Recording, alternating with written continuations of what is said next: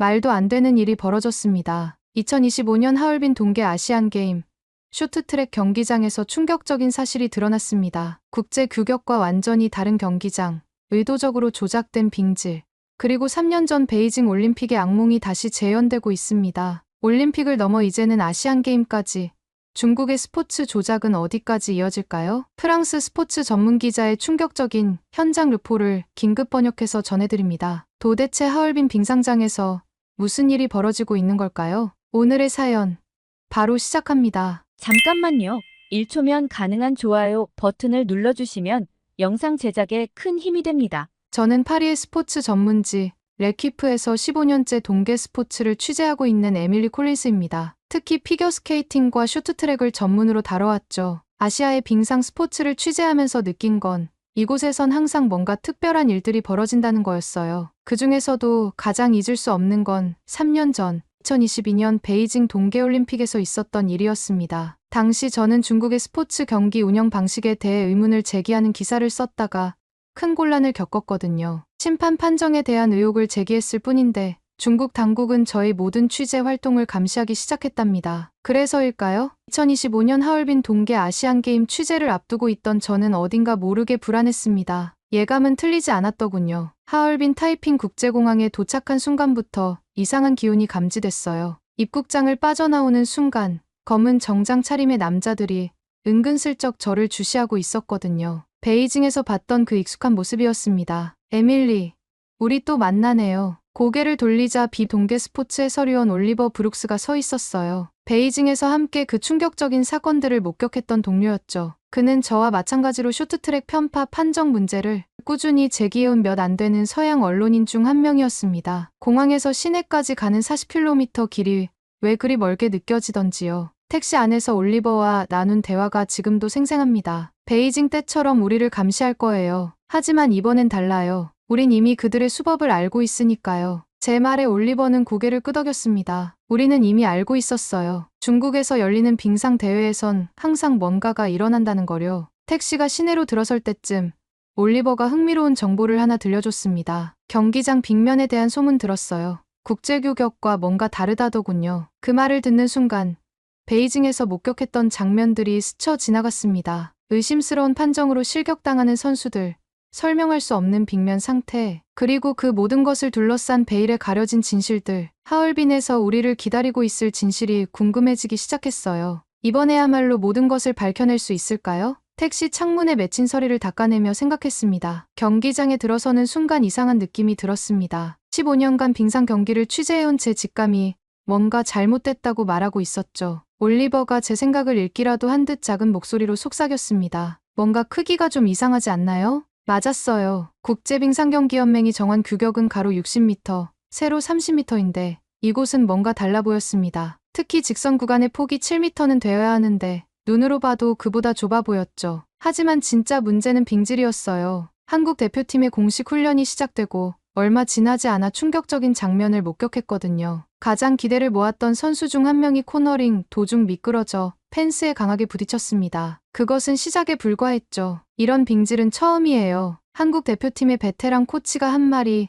아직도 귓가에 맴돕니다. 그는 20년 넘게 선수들을 지도해왔지만 이런 얼음은 처음 본다고 했어요. 보통 쇼트트랙 경기장의 빙면 온도는 영하 7도로 유지되어야 하는데 이곳의 얼음은 마치 그보다 훨씬 차가운 것처럼 보였습니다. 선수들이 지나간 자리마다 얼음이 깨지듯 부서졌어요. 정빙기가 지나간 지 얼마 되지 않았는데도 말이죠. 올리버와 저는 서로를 바라봤습니다. 이건 분명 의도적인 것이었어요. 지난번 베이징에서도 비슷한 일이 있었죠. 올리버의 말에 고개를 끄덕였습니다. 베이징 올림픽 때는 여자 500m 준준결승에서 한 선수가 넘어졌죠. 당시에도 빙질 문제가 제기됐지만 증거가 부족했어요. 하지만 이번엔 달랐습니다. 훈련장 한켠에서 정빙 작업을 지켜보던 중 특이한 광경을 목격했거든요. 정빙기가 지나가는 속도가 일반적인 경우보다 훨씬 빨랐어요. 얼음을 제대로 다듬을 수 없는 속도였죠. 더구나 경기 시작 직전까지도 얼음을 메우는 작업이 계속됐다고 해요. 이건 마치 고의적인 것 같아요. 제가 중얼거리자 올리버가 휴대폰을 꺼냈습니다. 그의 화면에는 베이징 올림픽 때의 영상이 있었어요. 거의 똑같은 패턴이었죠. 특히 코너 구간의 빙질이 심각했습니다. 쇼트트랙에서 코너링은 승부의 분수령인데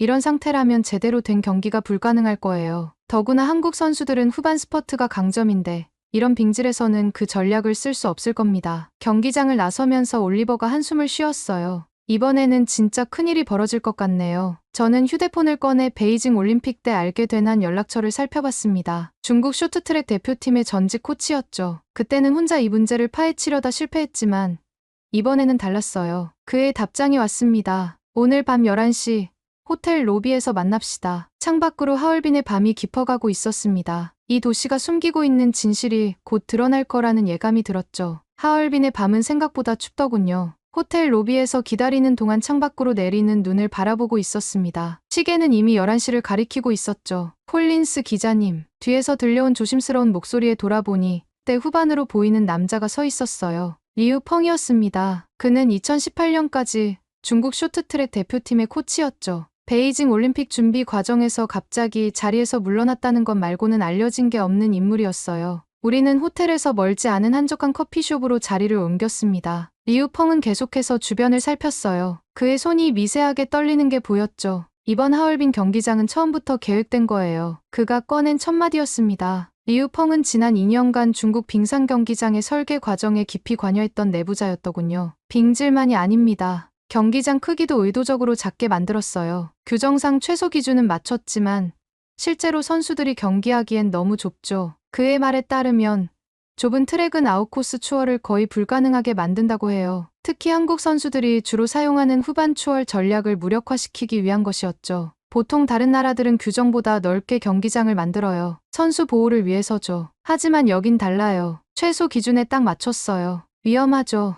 리우 펑은 잠시 말을 멈추고 주머니에서 작은 USB를 꺼냈습니다. 경기장 설계도와 내부 회의 자료가 담겨 있다고 하더군요. 왜 이런 이야기를 저한테 하시는 거죠? 제가 조심스럽게 물었습니다. 그의 대답은 의외였어요. 전 진짜 스포츠를 사랑하는 사람이에요. 20년 넘게 선수들을 가르쳐왔죠. 하지만 이건 스포츠가 아니에요. 리우 펑의 눈에는 깊은 슬픔이 서려 있었습니다. 그는 베이징 올림픽 때 이미 이런 일들이 벌어질 것을 알고 있었대요. 하지만 그때는 용기가 없었다고 했죠. 중국 선수들은 이미 이 경기장에 맞춰 훈련해왔어요. 좁은 코스, 단단한 얼음, 모든 게 계획대로예요. 한국 선수들의 장점을 완벽하게 봉쇄하도록 설계됐죠. 그의 고백은 계속됐습니다. 빙질 관리 지침이 일반적인 기준과 완전히 다르게 작성됐다는 것, 정빙 작업 시간을 의도적으로 조절한다는 것까지. 모든 게 치밀한 계산하에 이뤄진 일이었어요. 갑자기 리우 펑의 휴대폰이 울렸습니다. 그는 화면을 보자마자 창백해졌어요. 더 이상은 말할 수 없습니다. 조심하세요.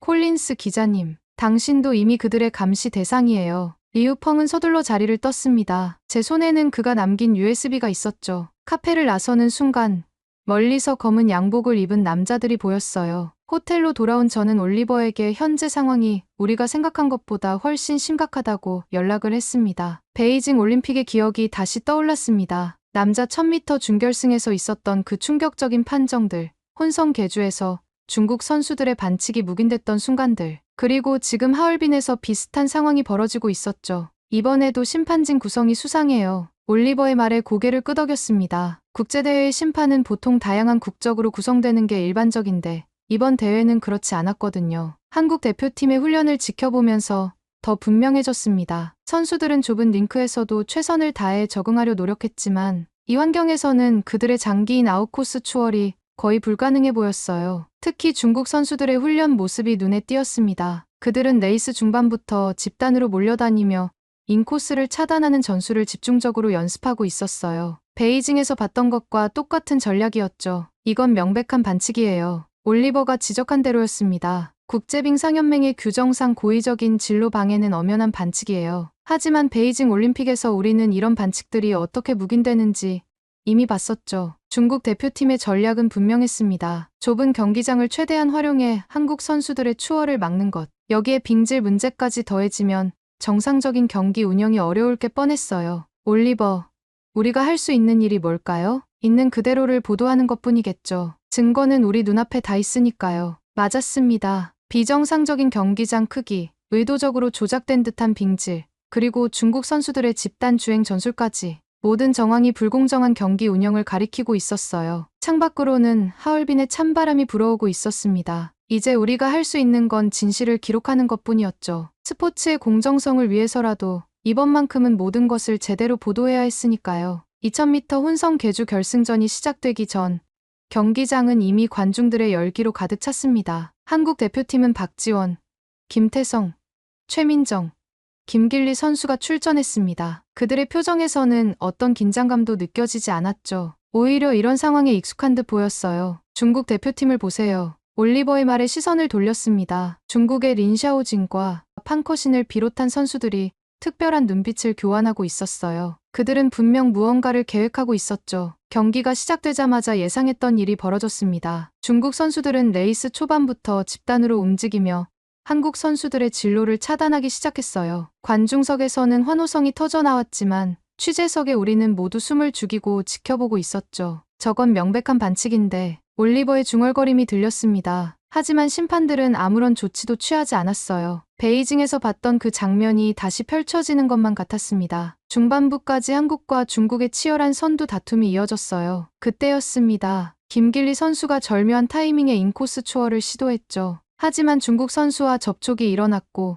순간 관중석에서 야유가 터져나왔습니다. 심판의 판정을 기다리는 순간 경기장 전체가 얼어붙은 것 같았어요. 다행히 이번에는 반칙 선언이 없었지만 한국 대표팀의 작전에 제동이 걸린 건 분명했습니다. 그리고 마지막 두 바퀴 아무도 예상하지 못한 순간이 찾아왔어요. 중국의 마지막 주자 린샤오진이 코너를 돌다가 중심을 잃었습니다. 그가 넘어지는 순간 경기장은 순식간에 침묵에 빠졌죠. 우리가 계속 지적했던 빙질 문제가 결국 중국 선수의 발목을 잡은 겁니다. 한국 대표팀은 놀라운 기록으로 금메달을 획득했습니다. 카자흐스탄이 은메달, 일본이 동메달을 차지했죠. 시상대에 오른 한국 선수들의 표정에서는 안도감이 느껴졌어요. 아이러니하네요. 올리버의 말에 고개를 끄덕였습니다. 중국이 준비한 함정이 결국 자신들의 발목을 잡은 거였으니까요. 하지만 이것으로 끝난 게 아니었습니다. 남자 500m 결선에서는 또다시 중국 선수들의 수상한 움직임이 포착됐거든요. 그들은 서로를 밀어주듯 달리고 있었어요. 하얼빈 시내의 작은 호텔 방에서 노트북을 펼쳤습니다. 창밖으로는 여전히 눈이 내리고 있었죠. 경기가 끝난 지 하루가 지났지만 전날의 충격적인 장면들이 계속해서 머릿속을 맴돌았어요. 에밀리, 방송 보셨나요? 올리버가 보낸 메시지였습니다. 그의 해설이 사람들 사이에서 화제가 되고 있다고 하더군요. 특히 베이징 올림픽 때와의 유사점을 지적한 부분이 큰 반향을 일으켰답니다. 화면을 넘기며 각국 언론사들의 반응을 살펴보았어요. 모두가 2022년 베이징 동계올림픽을 떠올리고 있었습니다. 그때 남자 1000m 준결승에서 있었던 의심스러운 판정들, 혼성 계주에서의 논란, 이번 하얼빈의 사건이 그때의 기억을 다시 되살린 거죠. 이건 단순한 우연이 아니에요. 전화기 너머로 올리버의 목소리가 들려왔습니다. 그도 지금 기사를 쓰고 있다고 하더군요. 특히 경기장의 빙질 문제와 좁은 트랙 설계가 어떻게 선수들의 경기력에 영향을 미쳤는지 상세히 다루고 있었어요. 유로스포츠의 한 기자가 보내온 메시지도 눈에 띄었습니다. 2021년 중국 수영선수단의 도핑 스캔들을 언급하면서 중국의 스포츠 윤리 의식에 대해 우려를 표현했더군요. 당시 23명의 선수가 금지 약물 양성 반응을 보였음에도 불구하고 중국은 그저 식품 오염 탓을 했다는 것이었죠. 창밖을 바라보며 한숨을 쉬었습니다. 지금쯤 파리의 레퀴프 편집실에서는 제 기사를 검토하고 있을 거예요. 빙질 문제부터 시작해 경기장 규격, 그리고 이전 베이징 올림픽과의 연관성까지 최대한 객관적 사실에 근거해 작성했지만 이 모든 정황들이 가리키는 방향은 너무나 명확했거든요. 다음은 어떻게 될까요? 올리버의 질문에 잠시 생각에 잠겼습니다. 아직 국제빙상경기연맹은 공식 입장을 내놓지 않은 상태였어요. 중국 측의 반응도 없었고요. 하지만 이미 세계의 이목은 이곳 하얼빈을 주목하고 있었습니다. 노트북 화면에는 계속해서 새로운 기사들이 올라오고 있었어요. 대부분이 의문을 제기하는 내용이었죠. 특히 베이징 올림픽 때부터 이어져 온 중국의 경기 운영 방식에 대한 비판적인 시각이 줄을 이뤘습니다. 마지막 문장을 타이핑하며 잠시 멈칫했습니다. 베이징에서는 혼자였지만 이번에는 달랐어요. 우리가 목격한 진실이 이제는 전 세계 언론을 통해 서서히 드러나고 있었으니까요.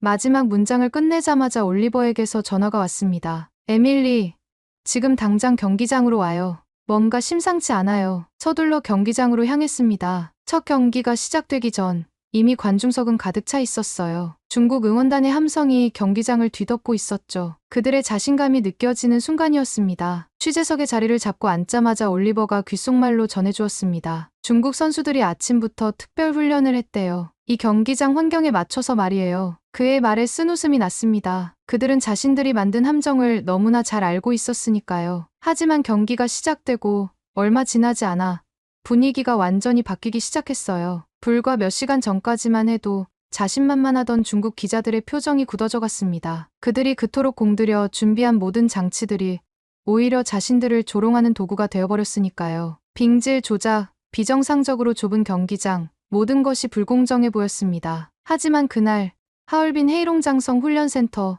다목적 홀에서는 놀라운 일이 벌어졌어요. 한국 선수들은 마치 이런 상황을 예견이라도 한 듯 움직였습니다. 좁은 트랙에서도 불안정한 빙질에서도 그들의 움직임은 흔들림이 없었어요. 오히려 이런 악조건이 그들의 집중력을 더욱 끌어올리는 것처럼 보였죠. 중국 응원단의 함성이 점점 작아지기 시작했습니다. 반면 한국 선수단과 응원단의 기쁨의 함성은 경기장을 가득 메웠어요. 경기가 거듭될수록 더욱 분명해졌습니다. 그들이 준비한 모든 장치들이 오히려 자신들을 조롱하는 도구가 되어버린 거였죠. 첫 번째 금메달이 확정되던 순간 올리버가 제 어깨를 툭 쳤습니다. 이게 바로 진짜 스포츠죠. 그의 목소리에는 감동이 묻어났어요. 우리는 지금 단순한 승리가 아닌 정의가 실현되는 순간을 목격하고 있었으니까요. 경기가 끝나갈 무렵 놀라운 기록이 나왔습니다. 금메달 7개 중 4개를 한국이 가져간 거예요. 하얼빈 헤이롱장성 훈련센터 다목적 홀에서는 하루에만 4번의 애국가가 울려 퍼졌습니다. 중국 기자들은 이제 더 이상 취재석에 앉아있지 못했습니다. 그들의 자리는 하나둘씩 비어갔어요. 반면 국제 언론사의 기자들은 바쁘게 움직이기 시작했죠. 모두가 같은 생각을 하고 있었을 겁니다. 이건 단순한 스포츠 경기가 아닌